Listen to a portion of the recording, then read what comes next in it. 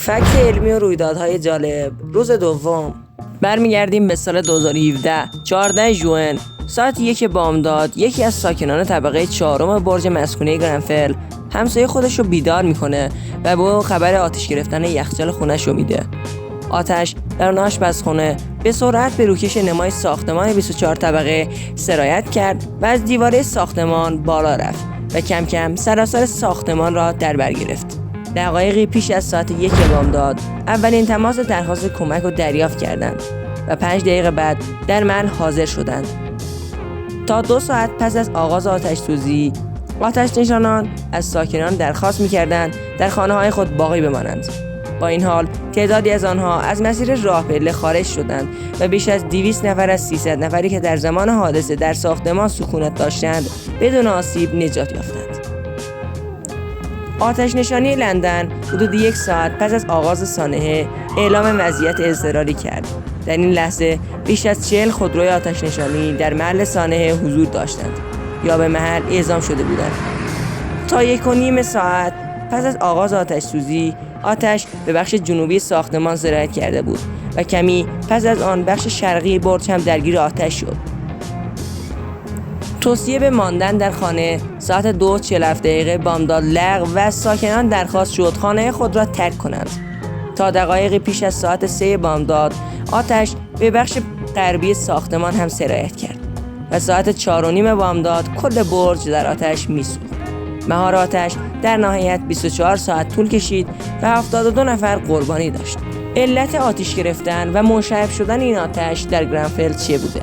روزنامه نیویورک تایمز نوشته که اصلی ترین عامل فاجعه بار شدن این آتش سوزی مواد قابل اشتعالی بود که به عنوان روکش نمای ساختمان استفاده شده بود. وجود این مواد باعث سرایت سریع آتش به سراسر ساختمان شد. برج گرنفل در دهه 1970 میلادی ساخته شده بود. ساختار بتونی آن در ابتدا بدون نما بود و به شکلی ساخته شده بود که بتواند آتش را به اندازه کافی در آن یک طبقه حفظ کند تا آتش نشانان فرصت کافی برای مهار آتش داشته باشند. 21 طبقه از 24 طبقه این برج مسکونی بوده و 129 آپارتمان در آن وجود داشت. اما 1 سال پیش از آتش سوزی گرنفل نوسازی شد و نمای آن از صفحاتی فلزی پوشانده شد. صفحات روکش فلزی نمای گرنفل از کامپوزیت آلومینیومی و یک لایه پلی اتیلن ساخته شده بود. پلی اتیلن که ترکیبی پلاستیکی است، طی آتش سوزی ذوب و مشتعل شد و شعله‌های آن مانند گدازه‌های آتشفشان به طبقات پایین چکیده و موجب سرایت سریع آتش سوزی به تمام طبقات میشد. لایه عایق میان صفحات هم قابل اشتعال بود و شکاف هوای میان لایه‌ها موجب کشیده شدن گرما و شعله‌ها به طبقات بالاتر هم میشد. به این ترتیب آتش سوزی از طبقه 4 آغاز شد و تا بالاترین طبقه برج را در بر گرفت. استفاده از این روکش فلزی که در نمای چندین ساختمان دیگر در انگلیس به کار رفته به دلیل قابل اشتعال بودن در بسیاری از کشورها، به ویژه برای نمای ساختمان‌های مرتفع ممنوع شده. از دیگر نقص‌های ایمنی گرنفل که آن را به مکانی ناامن تبدیل ساخته بود، نبود آفشان‌های مهار آتش در سقف و نبود زنگ هشدار آتش سوزی و نبود راهپله خروج اضطراری هنگام آتش سوزی بود.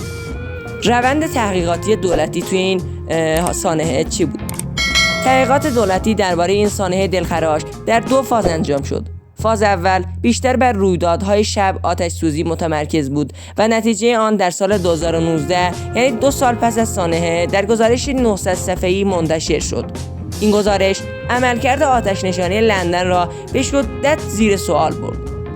به ویژه به خاطر خطایی که در عدم تخلیه ساختمان از این واحد سرزده بود گیر داده بودند. در این گزارش به موضوع مواد قابل اشتعال در نمای ساختمان اشاره شده اما بر آن متمرکز نشده بودند. فاز دوم این تحقیقات که بر چگونگی و چرایی استفاده از این مواد خطرناک در نمای ساختمان‌ها متمرکز به خاطر شهادت ساکنان گرنفل، نمای بتونی این برج 1 سال پیش از آتش سوزی از پوشش فلزی پوشانده شد، زیرا گرنفل در محله ثروتمند مرفه بنا شده بود و مقامات شهری می‌خواستند با این کار به سازی چهره‌ای زیباتر و مقبول‌تری بدهند تا با این کار محله مجلل واقع در منطقه چلسی و کنزینگتون همخوانی پیدا کند. علاوه بر این، گرنفل مجتمع مسکونی دولتی بود، مجتمعی که با هدف ارائه مسکن ارزان برای طبقه‌های کم برخوردار جامعه ساخته شده بود.